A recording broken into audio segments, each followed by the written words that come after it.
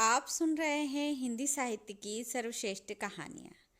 आइए सुनते हैं श्री भारतीय एमए के द्वारा लिखी हुई कहानी मुनमुन।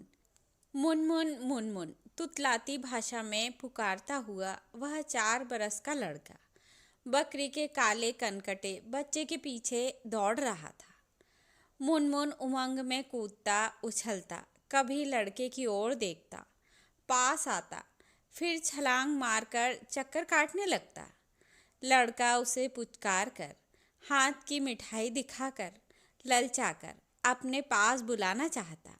उसे पकड़कर गले लगाने की उसको बड़ी अभिलाषा हो रही थी, परंतु वह नटखट मुनमुन लड़के के बहलावे में नहीं आना चाहता था। ज्यों-ज्यों वह लड़का अपनी हल्दी में रंगी धोती संभालता हुआ उसके पीछे दौड़ता, त्यों-त्यों वह मुनमुन और मैदान दिखता था। इसी बीच लड़के के और साथी आ पहुंचे। साथियों ने लड़के को घेर लिया। सभी उसे आदर और सद्भाव से देखने लगे, जैसे वही अकेला उन सबके बीच भाग्यवान हो। नंगे धड़ंगे धूल धूसरित एक लड़के ने उसकी ओर ईर्ष्या भरी ललचाई आंखों से देखकर कहा, माधो, तुम्हें तो बड़ी अच्छी अच्छी चीजें मिली हैं जी। और वह अपने साथियों की ओर इसके समर्थन की आशा से देखने लगा। माधव के हृदय पर गर्व का प्रभाव अवश्य हो उठा। उसने अभिमान से और मुंह बिचकाकर सिर हिलाकर कहा, हमारा मुंडन नहीं हुआ है। यह देखो, यह पीली धोती, यह मिठाई, और नहीं तो क्या, तुम्हारा कहीं मुंडन हुआ है? तुम्हारा होगा तो तुम्हें भी मिलेगा। प्रश्नकर्ता अपने भाग्य पर अवश्य दुखी हो उठा होगा। इसी से वह चुप हो गया, पर उसका एक साथी अनुभवी था। उसने कहा, क्यों नहीं, और जब कुएं से कान छेदा गया होगा तब न मालूम पड़ा होगा मिठाई और धोती का मतलब। उसने उस नवमुंडित लड़के के कान की बाली की ओर इशारा करके कहा, कुछ व्यंग से, कुछ अनुभवी के अभिमान से। सब लड़के निकट पहुंचकर माधव के कान की परीक्षा करने लगे।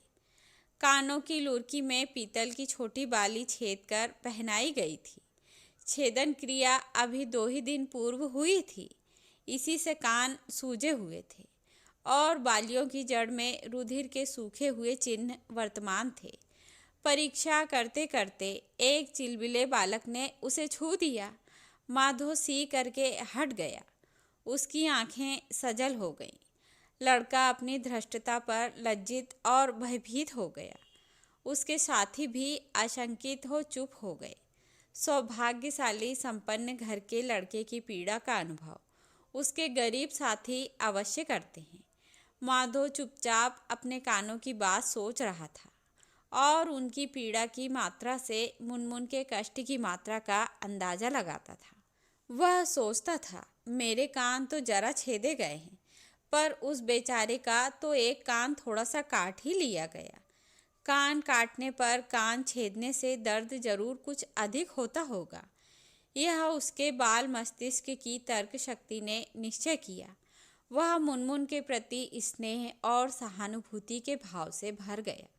उसे इच्छा हुई मुनमुन को पकड़कर प्यार करने और उसके कान की परीक्षा करने की।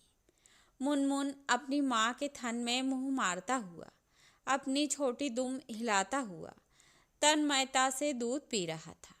उसकी माँ जुगाली करती हुई कभी कभी रुककर प्रेम और संतोष भरी दृष्टि से अपने बच्चे को देख लेती, सूंघ लेती थी। माधव ने सोचा, इस समय मुनमुन को पकड़ने का अच्छा अवसर है। उसने अपनी इच्छा अपने साथियों से प्रकट की। बाल सेना तुरंत इस काम के लिए तैयार हो गई। घेरा डाल दिया गया। मुनमुन गिरफ्तार हो गया। फरार असामी पकड़ लिया गया। किसी ने अगली टांगें पकड़ी, किसी ने पिछली। माधव ने उसके गले में अपनी छोटी बाहें डाल दी। सब उसे लेकर आंगन में सूखने के लिए डाले गए। पुआल के पैर पर पहुँचे। बैठकर सब मुनमुन का आदर सत्कार करने लगे। मुनमुन की माँ बच्चों को सचेत करने के लिए कभी कभी उनकी ओर देखकर मैं कर देती, मानो वह कहना चाहती हो, बच्चों देखो, मुनमुन का कान ना दुखाना। मुनमुन अपनी आवभगत और लाड़ प्यार से जैसे ऊब रहा था। मनुष्यों के प्यार की निस्सारता जैसे वह अजपुत्र खूब समझता हो। वह अच्छी तरह कसकर पकड़े जाने पर भी अवसर पाकर कूद फांद मचाकर निकल भागने का प्रयत्न करता। विवस्था में मैं कर कर माँ को पुकारता। लाचार हो आंखें मूंद कर चुप हो जाता। लड़के उसे कुछ खिलाने की नीयत से उसका मुंह खोलना चाहते। वह दांत बैठा लेता। वे उसे पुचकारते। वह अनसुनी कर देता। वे पीठ पर हाथ फेरते। वह हाथ नहीं रखने देता। पता नहीं उस छोटे बकरे के अल्प जीवन की किस घटना ने उसे मनुष्यों से संकित कर दिया था। संसार में अज्ञान अथवा अभ्यास ही भय की गुरुता की उपेक्षा व अपेक्षा का कारण होता है। मुनमुन ने धीरे धीरे अभ्यास से आशंका के महत्व को अपेक्षणीय वस्तु समझना सीखा। अब वह अभ्यस्त हो गया था बच्चों के उपद्रवों का सामना करने में। धीरे धीरे उसके जीवन में नित्य ये उपद्रव इतने बार घटने लगे कि यह उनके प्रति एक प्रकार की ममता का अनुभव करने लगा। उसे भी अच्छा लगता उन बच्चों का उसे दौड़ाना, दौड़ा कर पकड़ना, पकड़कर उसकी सासत करना, उसकी पीठ पर चढ़ना, उसके कान पकड़कर उसे खेत की ओर ले जाना, मुंह खोलकर उसमें बलपूर्वक कुछ खाने की चीज ठूंस देना। बच्चों के साथ इस प्रकार उसके पूरे वर्ष बीत गए। अब वह उन्हें एक एक कर पहचानने भी लगा। उसके अज मस्तिष्क में बच्चों के व्यक्तित्व की कल्पना निर्गुण रूप में न रहकर सगुण रूप में रहने लगी।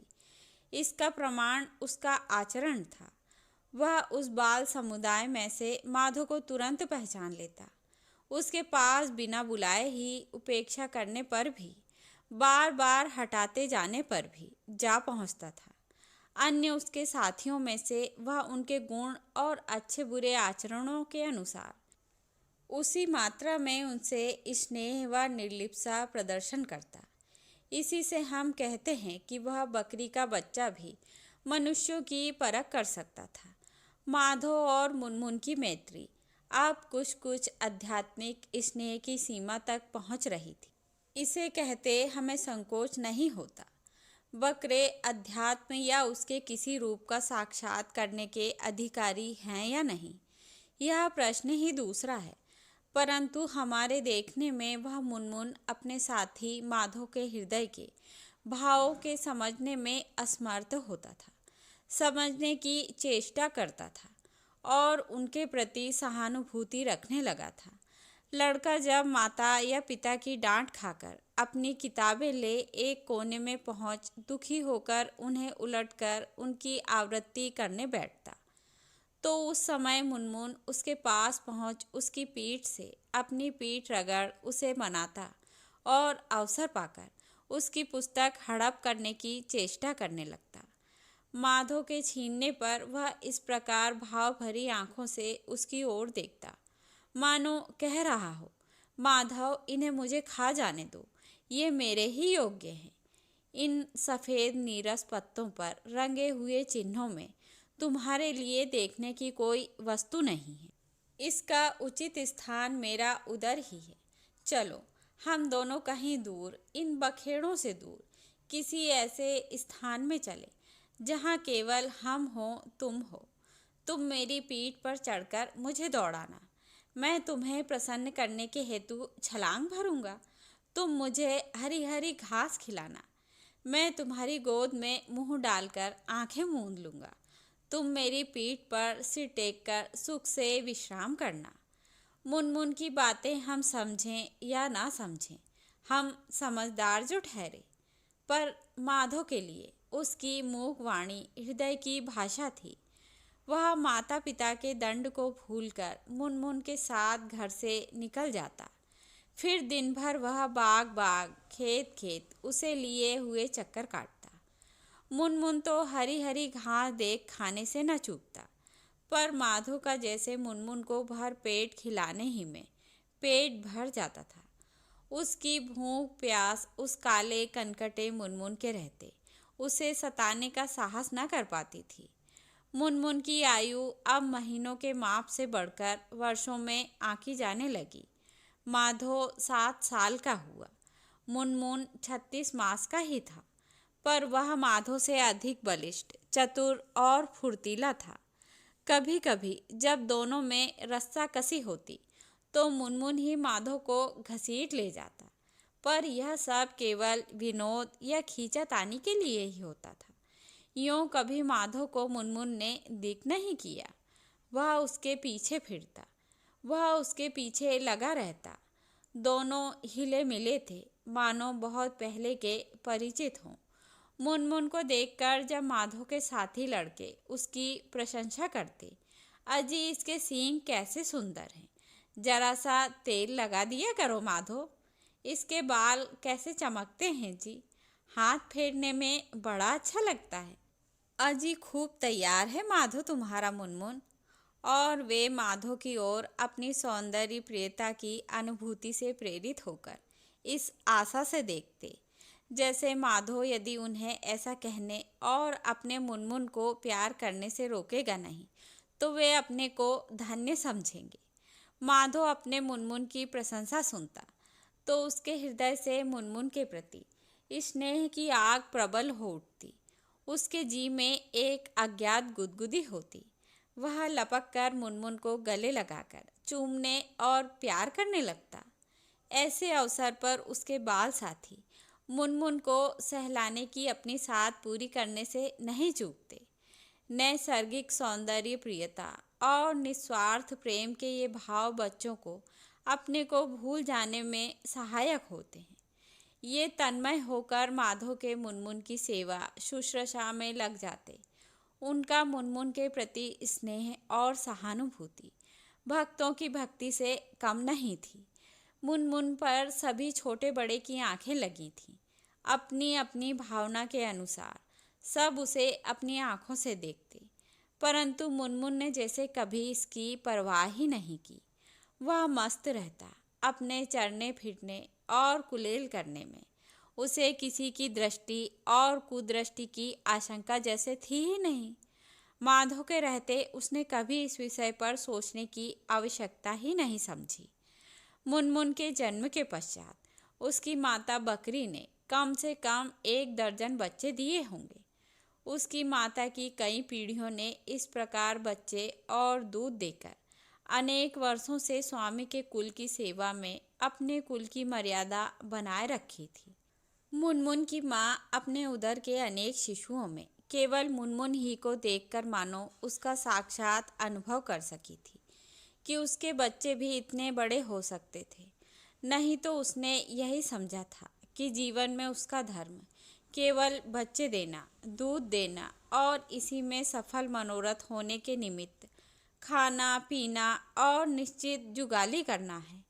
मुनमुन को अब माता से उतना सरोकार न रहता और इसी से कदाचित उसके प्रति उसका उतना स्नेह नहीं दिखाई पड़ता जितना कि जन्म के बाद कुछ महीनों तक था।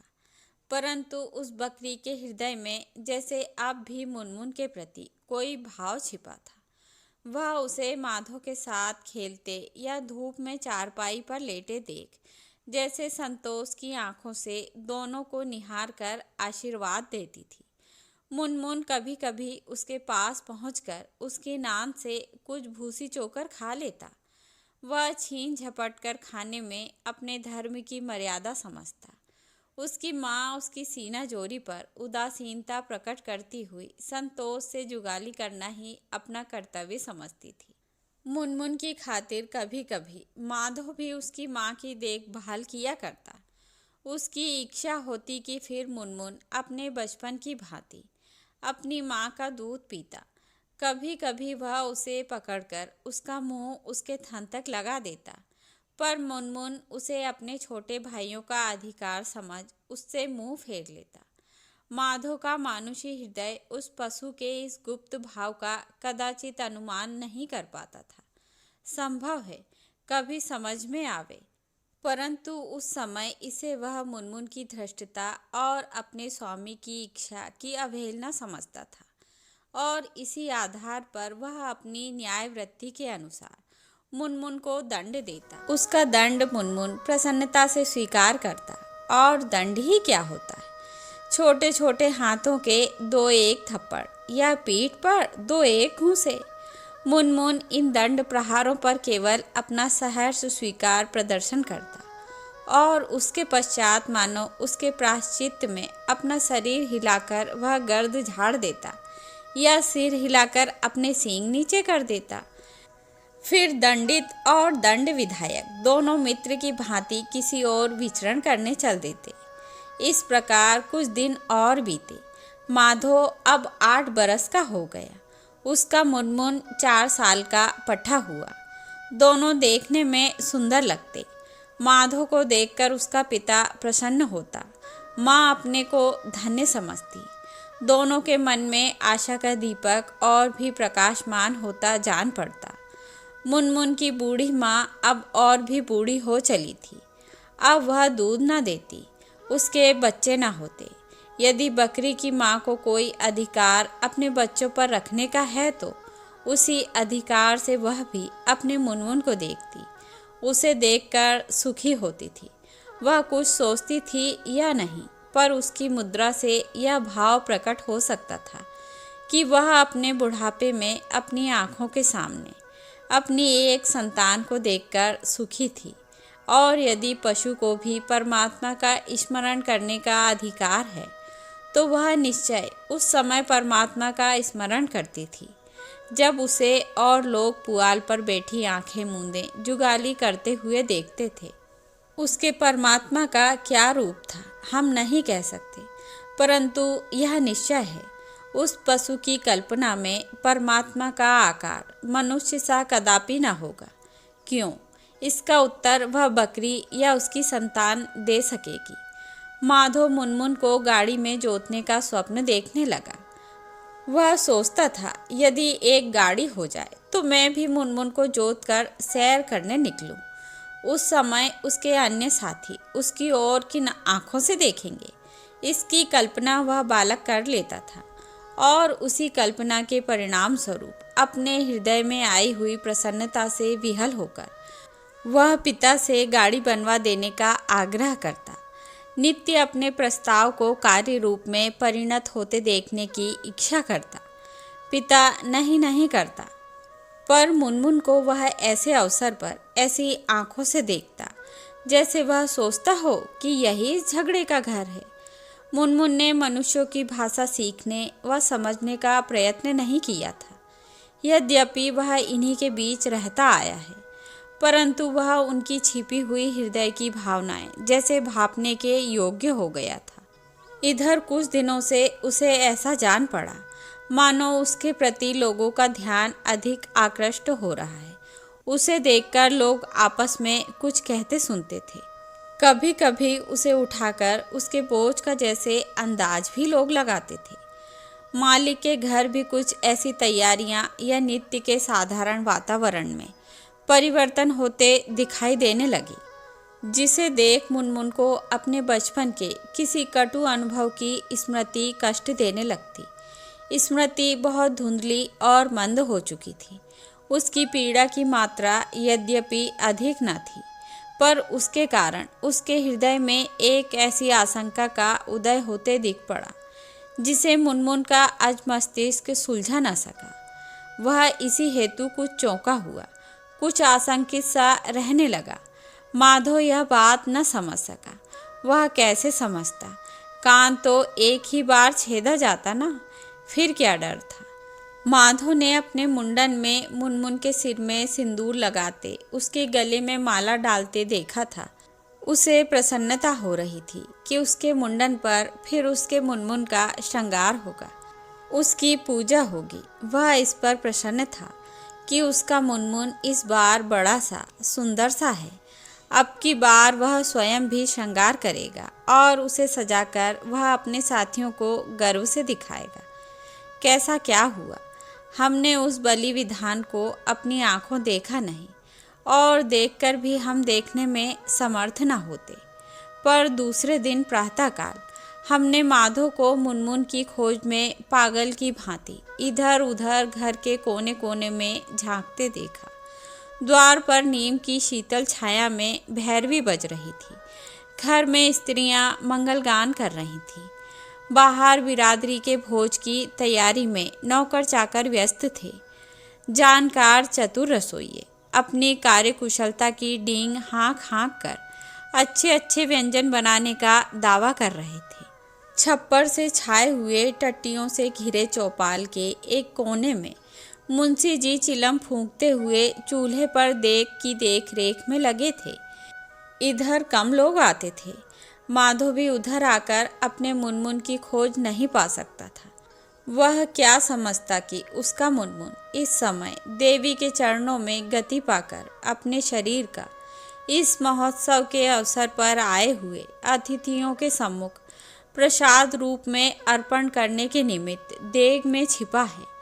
लोग अपनी अपनी धुन में मस्त थे। माधो अपने मुनमुन की खोज में परेशान था। वह किससे पूछता? मुनमुन का पता उसे कौन बतलाता? क्या उसके घर वाले या उस समय वहाँ उपस्थित लोग उसे बतलाते? यदि बतलाते तो क्या बतलाते? बतलाकर क्या समझाते? माधो विक्षिप्त की भांति भटकता हुआ बकरी के पास चला। मुनमुन की अनुपस्थिति में उसे ऐसा जान पड़ा मानो उसकी माँ ही उसे अपने बच्चे का पता बतला सकती है। वह बाड़े में बंधे हुए पशुओं के बीच से बचकर कोने में बंधी बकरी के पास पहुंचा। बकरी निश्चिंत बैठी पागुर कर रही थी। उसके गले में बाहें डाल उसकी रूखी भूरी पीठ पर सिर छिपाकर माधो सिसक सिसक कर रोने लगा। उसकी अंतर्वेदना की करुण पुकार किसने सुन पाई?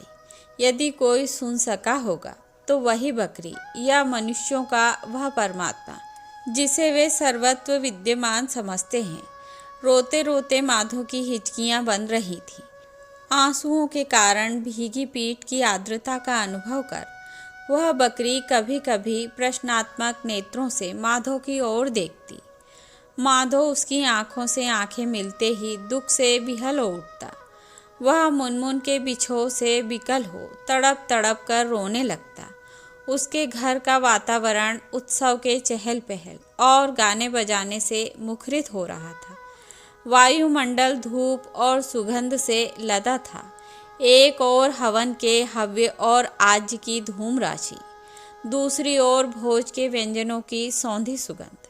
इन सब से अप्रभावित वह बकरी बैठी जुगाली कर रही थी और माधव मुनमुन के लिए भूमि पर पड़ा तड़प रहा था।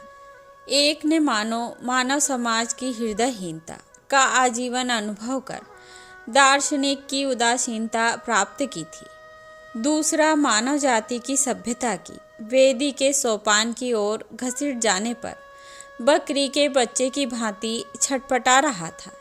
तो यह थी श्री भारतीय एमए के द्वारा लिखी हुई कहानी मुनमुन। आशा करती हूँ आप सभी को पसंद आएगी।